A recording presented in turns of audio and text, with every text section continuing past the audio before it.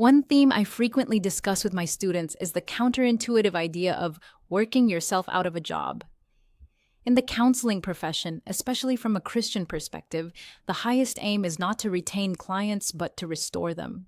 However, I've noticed that some therapists struggle to let go of clients, holding on to them not out of care but from a place of scarcity. This often results in therapy that focuses more on sustaining the therapist than healing the client, and this subtle shift can rupture the therapeutic alliance. In contrast, the goal should be to push for restoration so effectively that the need for prolonged sessions diminishes. Our focus should be on helping people grow and flourish, not keeping them looping back. This aligns with the essence of Philippians 2:3, encouraging us to value others above ourselves.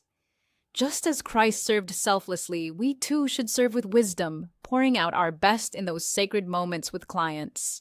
Ultimately, clients will remember the therapist who worked hard for their freedom, celebrated their progress, and embraced the moment they were ready to move forward. By focusing on integrity and ethical care, therapists won't find themselves out of work. Instead, they'll build a practice where trust and excellence are the foundations, and clients naturally come, not out of necessity, but out of genuine trust and respect.